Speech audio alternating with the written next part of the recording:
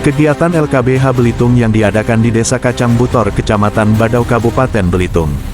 Pada hari Jumat tanggal 3 Oktober tahun 2025, Lembaga Konsultasi dan Bantuan Hukum, LKBH, Belitung kembali melaksanakan kegiatan sosialisasi bantuan hukum dan penyuluhan hukum, dan kali ini dilaksanakan di Desa Kacang Butor, Kecamatan Badau, Kabupaten Belitung.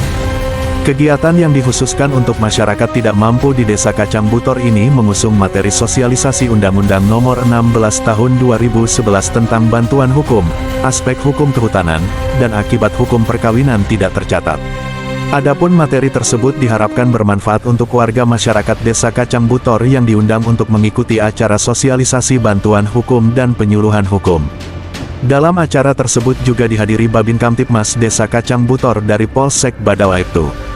Heriadi yang lebih dikenal sebagai Babin Baik. Riki Mandala Putra selaku Sekdes Kacang Butor mewakili Kepala Desa Kacang Butor, dalam sambutannya menyampaikan rasa terima kasihnya kepada tim dari LKBH Belitung yang berkenan untuk memberikan sosialisasi bantuan hukum untuk masyarakat miskin dan penyuluhan hukum. Pada kesempatan ini kami mengundang masyarakat miskin penerima bantuan dari pemerintah, Kadus, Ketua RU dan RET yang diharapkan nantinya dapat menginformasikan kepada warganya mengenai program bantuan hukum dan materi yang akan disampaikan, kata Riki. Untuk itu Riki menyarankan warganya yang hadir dalam acara ini untuk benar-benar memperhatikan materi yang akan disampaikan oleh para narasumber dari LKBH Belitung. Herianto, SH, MH, CPM, sendiri selaku Ketua LKBH Belitung dalam sambutannya menyampaikan bahwa acara ini khususnya adalah untuk mensosialisasikan bantuan hukum gratis bagi masyarakat miskin yang menghadapi permasalahan hukum berdasar UU Nomor 16 Tahun 2011.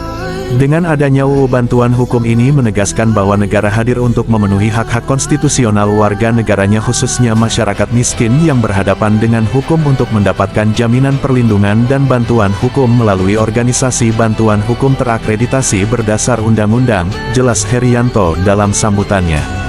Dalam materi sosialisasi UU bantuan hukum yang disampaikan oleh Dendi Matranagara, SH, menyebutkan bahwa pemberian bantuan hukum gratis kepada masyarakat miskin adalah pembebasan biaya untuk membayar jasa pengacara. Jadi masyarakat penerima bantuan hukum yang telah memenuhi persyaratan tidak akan dipungut biaya sepeser pun untuk membayar jasa pengacara, apabila telah memenuhi persyaratan salah satunya adalah adanya surat keterangan tidak mampu, SKTM, yang diterbitkan oleh Kepala Desa, Lurah atau dengan terdaftarnya masyarakat tersebut di dalam DTKS dan, atau membawa dokumen lain sebagai pengganti surat keterangan tidak mampu, kata Dendi dalam menyampaikan materinya.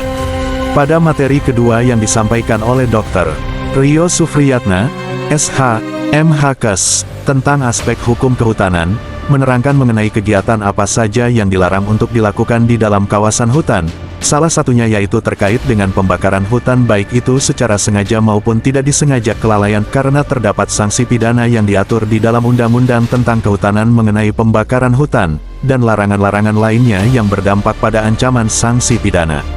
Materi terakhir yang disampaikan adalah mengenai akibat hukum perkawinan tidak tercatat. Meskipun perkawinan yang dilakukan menurut agama adalah dianggap sah, namun di mata hukum atau negara perkawinan dianggap sah apabila telah dicatatkan baik itu ke kantor urusan agama bagi yang beragama Islam dan kantor catatan sipil bagi yang beragama selain Islam, non-Muslim, terang Diana Yunifil Herawati, SIP, SH, CTL, selaku narasumber materi ini.